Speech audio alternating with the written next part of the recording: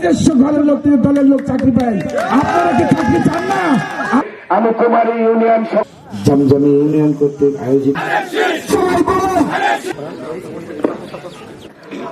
আমরা ধানের শীষকে যতক্ষণ পর্যন্ত জয়যুক্ত না করতে পারবো ততক্ষণ পর্যন্ত আমরা ঘরে ফিরব না। এই বাংলাদেশের স্বাধীনতার সার্বভৌমত্ব যারা কখনো চায়নি, যারা চায়নি বাংলাদেশ স্বাধীনভাবে বিশ্বের দরবারে মাথা উঁচু করে দাঁড়াক, তারাই আজ বাংলাদেশের রাষ্ট্র ক্ষমতায় যেতে চায়। দল বলেন, আপনারা দল বলেন, তাদেরকে কি আপনারা কখনো দেখেছেন?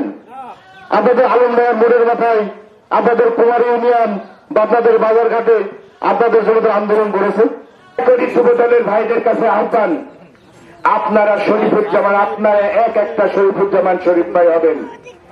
আজকের পর থেকে দয়া করি শুধুমাত্র 10টা দিন, এই 10 দিন যদি আপনারা আপনাদের জীবনের সর্বোচ্চ উদ্যোগ গ্রহণ করতে ব্যর্থ হন, আপনাদের পরিণতি কারোর জন্য ভালো হবে না, এটা আমি বলে গেলাম।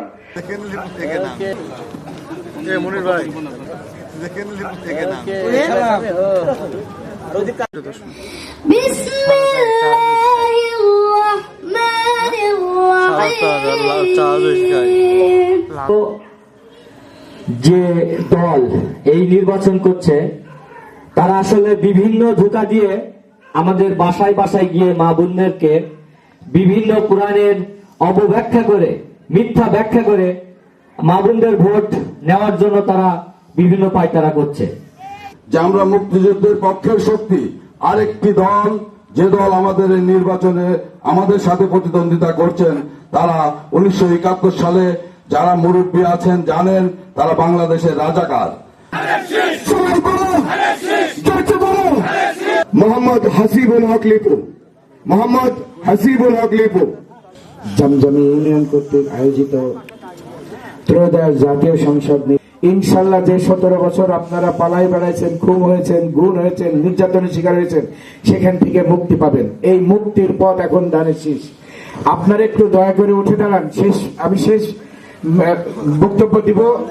দয়া করে আপনারা সবাই একটু উঠে দাঁড়ান। আপনারা একটু অঙ্গীকার করেন, আমাদের শরীফ ভাইয়ের ধানের শীষ, তারেক রহমানের ধানের শীষ, খালেদা জিয়ার ধানের শীষকে আপনারা নির্বাচিত করবেন। ধানের শীষের জন্য আমরা কি 12 তারিখের থেকে এই নির্বাচনী কেন্দ্র এবং জনগণের ভোট কি বুঝে নেব? আপনারা কি সর্বোচ্চ শক্তি দিয়ে জনগণকে পাশে রেখে ধানের শীষকে বিজয়ী করবেন?